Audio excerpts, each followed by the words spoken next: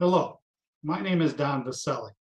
I prepared this presentation on regenerative agriculture for you to use when you speak to your state member of Congress regarding the 2023 Farm Bill.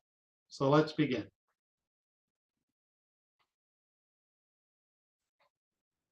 Thank you for this opportunity to give this presentation on regenerative agriculture, solution to climate change. My name is Don Vaselli. I'm a climate reality project leader trained in 2020 and a member of the Chicago Metro chapter. I serve on several committees and am the chairperson for the Regenerative Agriculture Campaign Committee. Today, I plan to briefly cover the listed topics in this presentation. Climate change is undeniable. The carbon cycle, regenerative agriculture definition, carbon sequestration definition, RA principles, practices, and more. A paradigm shift, benefits of RA, pace of change, tilling practices, the 2023 Farm Bill, and Q&A, how you can contact me to get, which I will respond as soon as possible. A little bit about my background. I was raised on a 160-acre family dairy farm in Weberville, just outside of East Lansing, Michigan. I am a retired product marketing professional. Most of my experience was in product marketing for data communication, telecommunication, cellular, and wireless internet companies in the Chicagoland area. I graduated from Michigan State University in advertising and marketing. I received my MBA from Lake Forest Graduate School of Management. I officially retired in 2015 and keep busy with volunteer work and my writing hobby. I grew up on a small family farm in central Michigan before I left for college. I spent 10 years helping my parents farm the land using traditional farming practices. Organic farming was not in our vocabulary. Regenerative agriculture practices were not known or practiced at the time. Farmers in the late 50s and early 60s probably would have looked unfavorably upon any farmers trying to turn away from conventional farming practices. This was my family farm around 1960. We had 160 acres that included around 30 acres of woods and wetland. My family moved from a suburb in Detroit to the farm in 1956. We raised milking cows with pigs, goats, horses, and other animals. We planted corn, wheat, rye, oats, and clover or alfalfa to feed the cows. It was a traditional family farm with around 110 acres of tillable land. I spent 10 years of my life farming before leaving for college. I never thought I would be involved with farming again. My father would be amazed at what is happening with farmers and ranchers today. There was no emphasis at all on regenerative farming practices as we know it today. Climate change was not on anyone's radar screen. Soil health was not the primary focus of farmers' concern at the time. Only how much yield per acre could be achieved on the land. After I went to college, my father switched from dairy cows to beef cattle. He sold a few beef cattle each year for tax purposes. He ended up having some of the oldest cows in the state. Michigan State University found out and came out to look at them, since most dairy cows and beef cattle live less than 5 years. Some of the cows were over 10 years old. The productive lifespan of average cows is between 2.5 and 4 years in most developed dairy industries. Cows calve for the first time at 2 years of age, which brings their total lifespan from birth to death between 4.5 to 6 years. The natural life expectancy of dairy cattle is approximately 20 years, however. Age at slaughter typically can be from 12 to 22 months of age for the high quality grade market. The reason for the range in age is that some calves are weaned and go directly to a feeding facility and are finished for slaughter. Many beef, pork, cattle, chicken, and turkeys today are raised in large confined animal feeding operations called CAFOs, which do more harm than good to our environment. Now I want to focus on climate change. When I was growing up in the 50s and 60s on the farm, the climate was pretty predictable. Then it started to change. The 1967 blizzard caught many Michigan residents off guard. In several locations, the temperatures were in the 50s and 60s. And then a couple of days later, on January 26th and 27th, the blizzard dumped lots of really heavy snow in a relatively short period. In Lansing, the temperature was 66 degrees on January 24th, 1967. 2 days later, 24 inches of snow had fallen. I remember when winter was cold and long, with 40-mile-an-hour blizzards that would last all day, leaving snow drifts 10+ feet high on either side of our road. We would dig tunnels in the snow drifts for fun, in spite of the danger. In the fall, starting in October, we would get rain drizzles that lasted for days. Once it didn't stop for 2 weeks, on and off. In the spring, it was cold until the end of May, then turned warm. Seasons were more predictable and operated like clockwork. In the summer, it would get hot and humid, but not last very long. We had a saying, if you don't like the weather, wait 10 minutes. Sunny days never lasted more than 3 days in a row. The latest report from the UN's IPCC, Intergovernmental Panel on Climate Change, states unequivocally that humans are the reason our climate is warming the planet. They call it a code red for humanity. This chart shows our average surface temperature has risen 1.2 degrees Celsius since 1850. The IPCC goal is to keep the temperature from rising over 1.5 degrees Celsius, around 2.7 degrees Fahrenheit, by 2025 to prevent irreversible climate change events. Carbon dioxide, CO2, emissions is the reason the atmosphere is warming. These levels have already risen to historic levels. The chart shows that CO2 levels were consistently in the 260 to 300 parts per million range over the last 800,000 years. This data is from ice core samples that show historical CO2 concentration levels. Everything changed with the beginning of the industrial age, and especially in the last 50 years since World War II. The blue in this chart are the CO concentrations. See how they match the white temperature range. Here's another look at atmospheric carbon dioxide levels. Things changed dramatically after 1950. In 2013, CO2 levels surpassed 400 parts per million for the first time in recorded history.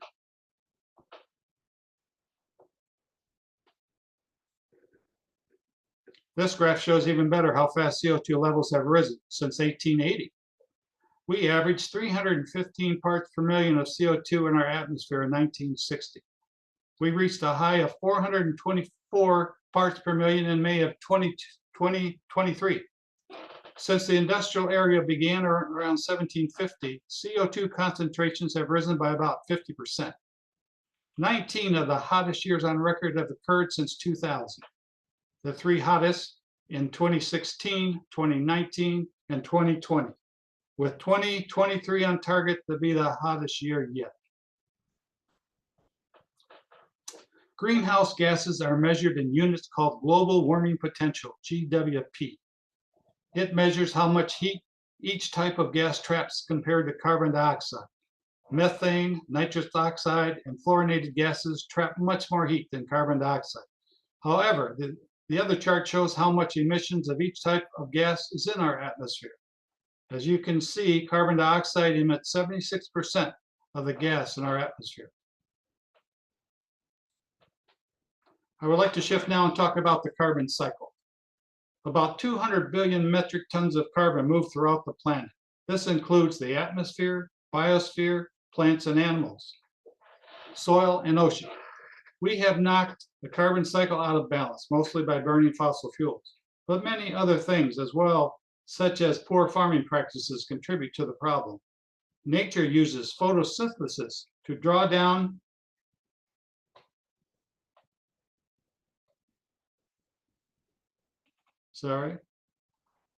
Nature uses photosynthesis to draw down excess carbon from our atmosphere.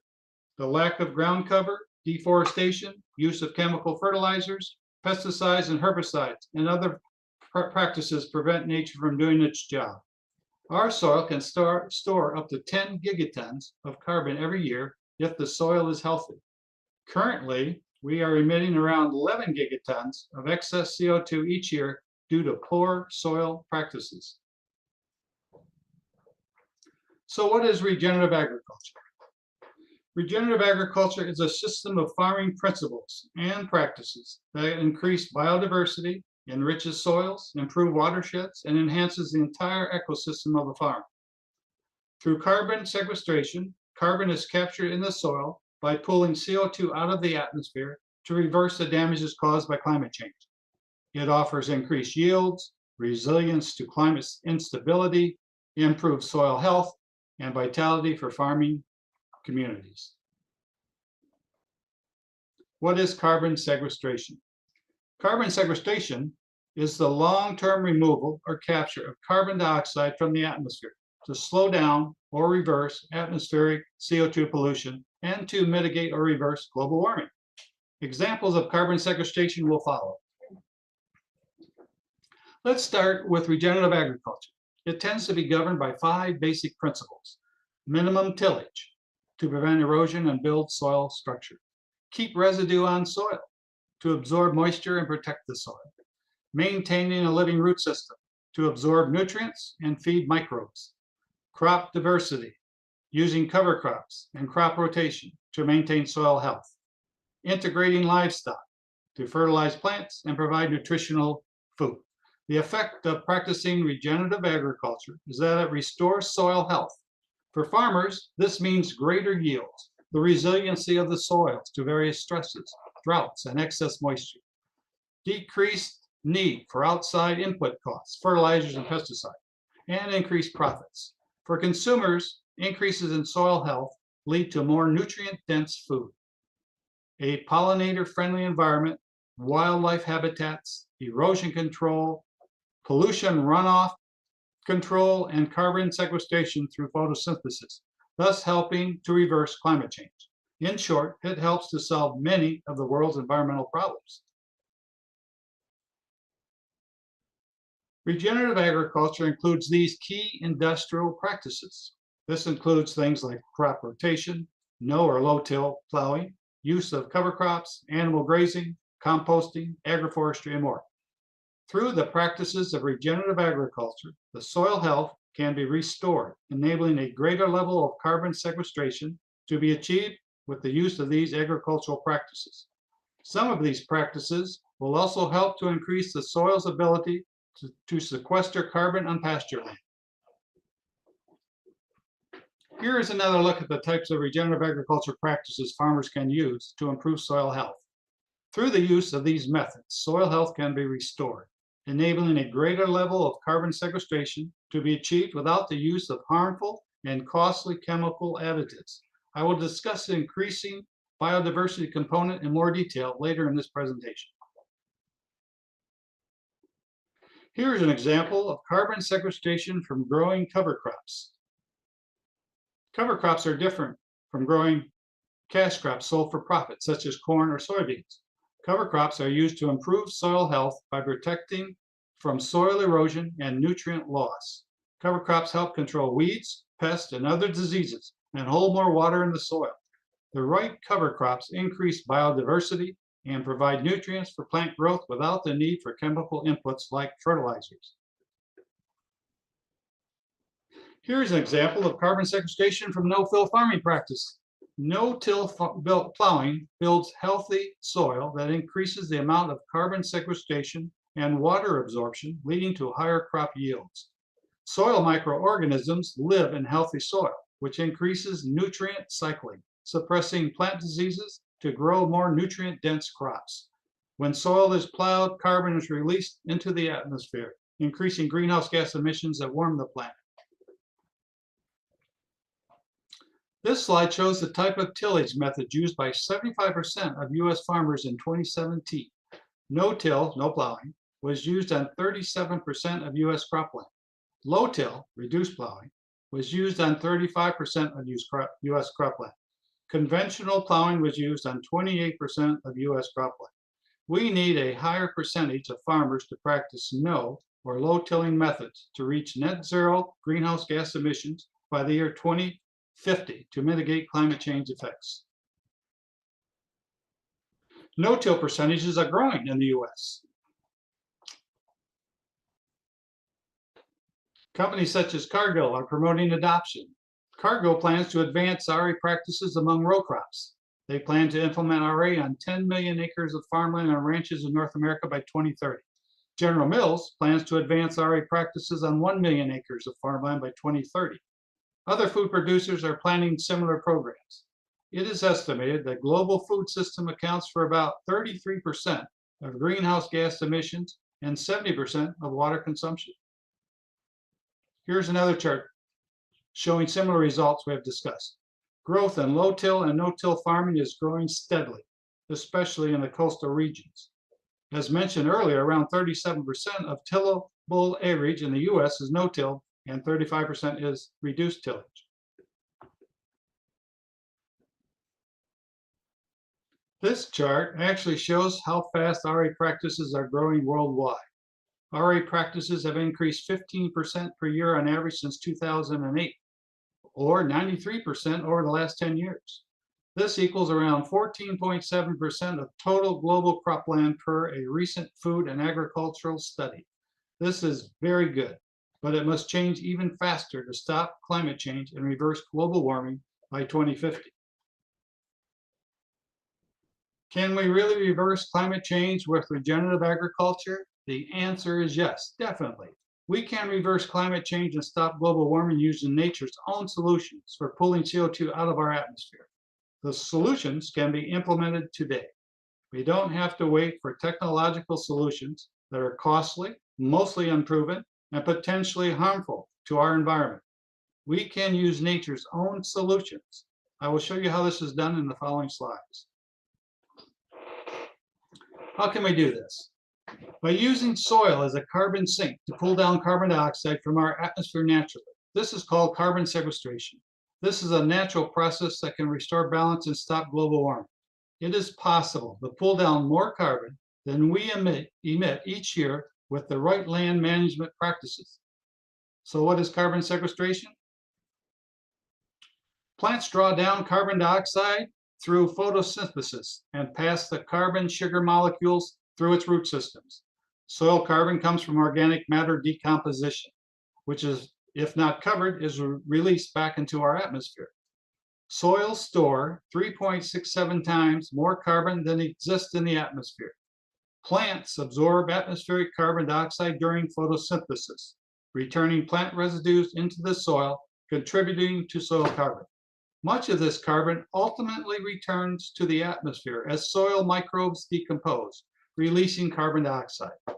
Soil carbon stores can increase if the rate of carbon inputs exceeds the rate of microbial decomposition.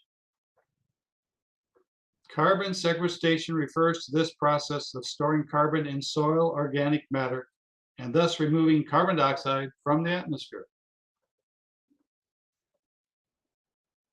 Maintaining living root systems are the key to regenerative agriculture practices. Roots store carbon and feed the microorganisms that in turn provide nutrients for plants.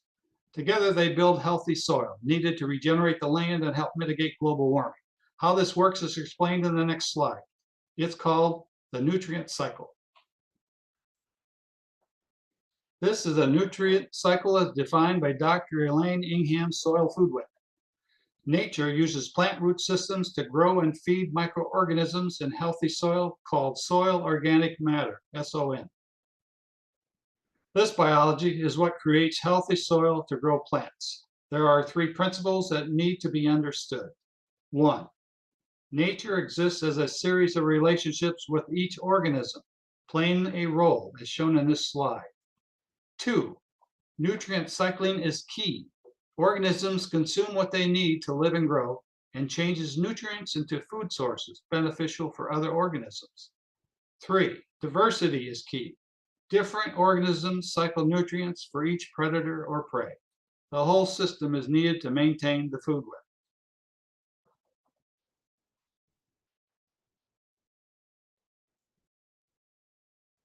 Healthy soil is approximately 45% minerals, 25% water, 25% air, and 5% organic matter. Microorganisms require air and water to survive and grow to feed plants and build healthy soil. Plowing destroys the structure needed for microorganisms and results in compacted dirt that cannot absorb water or prevent soil erosion and pollution runoff. Building healthy soil is the key to regenerative agriculture practices. Now that we know how carbon is stored on our planet, we can turn our attention to the condition of our topsoil and how farmers can benefit from implementing regenerative agriculture practices. First, here are some facts. The Midwest Corn Belt farmland has lost a third of its carbon-rich topsoil through erosion. Generating 3 centimeters of topsoil takes nature up to 1,000 years. Only 60 years of farming left if soil degradation continues, per a UN official. About a third of our world's soil has already been degraded per the Food and Agriculture Organization, FAO. This slide shows the extent of soil degradation in the world. 3.2 billion people are suffering now. Agriculture needs to close the 11 gigaton gap between carbon emissions and CO2 drawdown to keep global warming below 2 degrees Celsius. Regenerative agriculture practices can easily achieve this goal if healthy soil farming practices are implemented by all farmers and ranchers. This slide shows what regenerative agriculture does. It shifts the paradigm. Instead of competing with nature, we partner with nature. We stop using conventional industrial or factory farming methods that rely on monoculture crops, synthetic fertilizers, and deforestation to feed animals. All of this is causing desertification of our topsoil at a rate that will result in the loss of 2/3 of our landmass to deserts by 2100. We need to cover the soil when not in use. Now we can turn to the benefits of regenerative agriculture, not only to farmers and ranchers, but for the world. Benefit number 1, regenerative agriculture can decrease greenhouse gas emissions. RA is a key solution to climate change. Agriculture alone is directly responsible for about 10% of greenhouse gas emissions, most of which are methane and nitrous oxide. Together with all land and food production, RA accounts for about 25% of greenhouse gas emissions. We currently release 43 to 50 gigatons of CO2 into our atmosphere each year. Studies have shown that implementing RA practices can pull down or sequester up to 37.7 or more tons of CO2 per hectare per year. That's equal to 15.3 tons per acre per year. If only 5 to 10% of worldwide farmers practice RA, we can sequester more than 100%, 45.12 gigatons versus those 43 gigatons of the carbon we release into our atmosphere each year. If 100% of farmers practiced RA, we can effectively sequester more than 80 gigatons of carbon per year. Benefit number 2. RA, regenerative agriculture, has the potential to reverse climate change. If we can decrease the amount of greenhouse gas emissions in our atmosphere each year, we can potentially reverse climate change. This is another study from the Rodell Institute on the effectiveness of RA practices. The majority of greenhouse gas emissions come from carbon dioxide, around 38 out of 55 gigatons per year. Regenerative grazing systems and cropping systems alone can draw down 55 gigatons of CO2 each year if practiced globally. Benefit number 3. Regenerative agriculture improves yields and nutrition. These results per acre are based on farm trials by the Rodell Institute in Kutztown, Pennsylvania, over decades of testing. Farm yields using no-till, no plowing, practices are competitive or better than conventional till methods after a 5-year transition period. However, in extreme weather conditions, organic systems out-yield conventional up to 40%, using 45% less energy and releasing 40% fewer carbon emissions.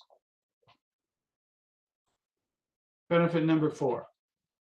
Regenerative agriculture produces greater profits for farmers. This study of 20 farms showed that although crop yields were lower by 29%, regenerative agriculture systems had 70% higher profits than conventional methods. The main reason for increased profits was due to using less inputs, such as seed and fertilizer. Added benefits included increased soil organic matter and diversity of insects that decreased the number of harmful pests, leading to stronger crops. Benefit number 5. Regenerative agriculture creates drought and flood resistant soil. Soil organic matter, SOM, determines the rate and quantity of surface water infiltration to reduce runoff and soil erosion during extreme weather conditions. Each 1% increase of soil organic matter holds up to 20,000 gallons more water per acre. Most farmlands today average less than 3 to 4% soil organic matter. This has caused severe soil erosion and fertilizer runoff pollution in many states. This makes it difficult to prevent crop loss during droughts and floods. Benefit number 6, regenerative agriculture nurtures biodiversity. Biodiversity is fundamental to agricultural production and food security. The lack of biodiversity has resulted in reliance on monoculture crops that are highly susceptible to hot weather events, disease, and pests, as well as the loss of insects such as the bees that are needed to pollinate our crops. Just as important is the loss of microbes in our soil that are needed to create healthy soils, plants, and animals. Benefit number 7, last but not least, regenerative agriculture protects waterways. RA practices increase water retention and decreases runoff pollution. Clean water is one of the biggest environmental priorities of the world today. Industrial agriculture is producing crisis-level runoff pollutions that are devastating to our rivers, streams, and oceans. The Mississippi River watershed crosses 22 states and carries nitrogen and phosphorus pollution runoff all the way to the Gulf of Mexico, where it has created one of the largest toxic dead zones in the world, 6,334 square miles. So, what is the 2023 Farm Bill? This is a quote from Regenerate America's campaign website. They are part of Kiss the Ground's coalition to promote new policies for the Farm Bill. The 2023 Farm Bill covers many different areas of legislation dealing with the agricultural system. The Farm Bill is one of the most important pieces of legislation passed by Congress.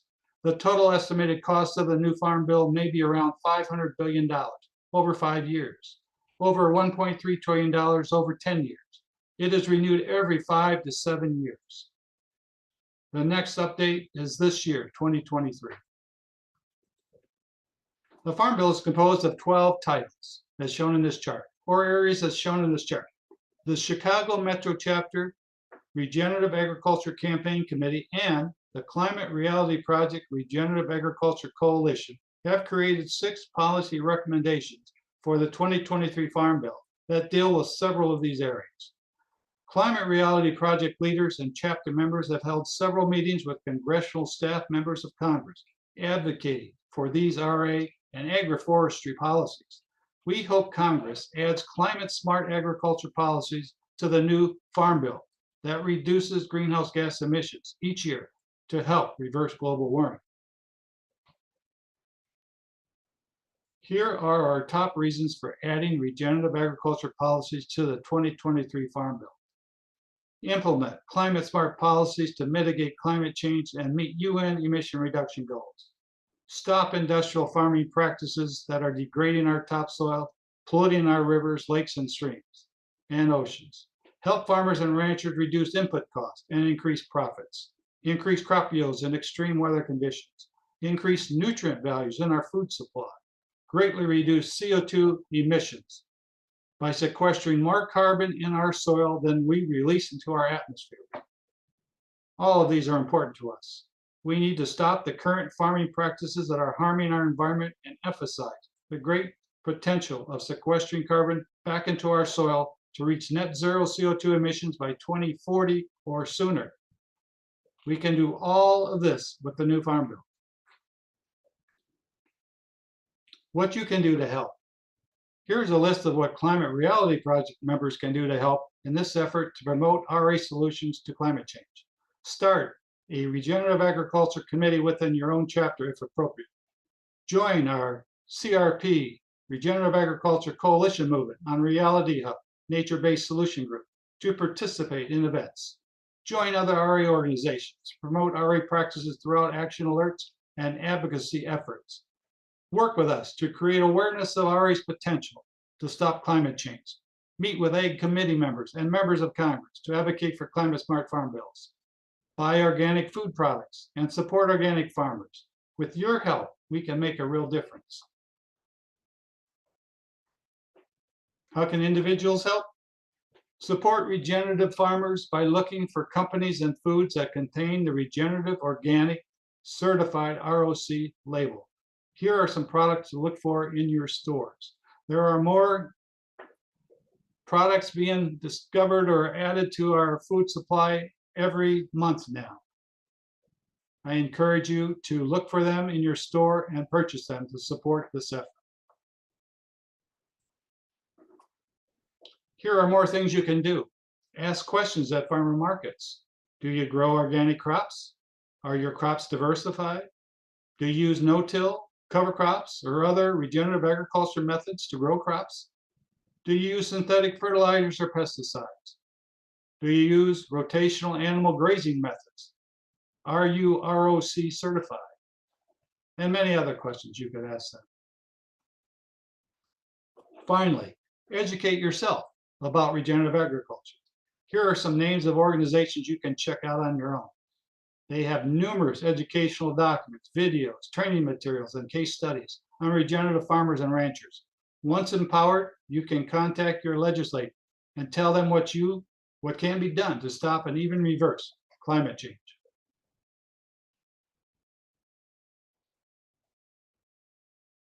To end this present, I normally show a YouTube trailer from Regenerate America on regenerative agriculture. It's a very inspirational video. It's only about 8 minutes long. It doesn't record well over the internet through a presentation like this, so I'm just going to skip it. But here is the URL site that you can go to and listen to it. And I also highly recommend you watch Kiss the Ground, available on Netflix, free of charge. And Kiss the Ground has a new one coming out now called Common Ground. And they're hosted by celebrities, and they're very well done, and I'm sure you'll enjoy it.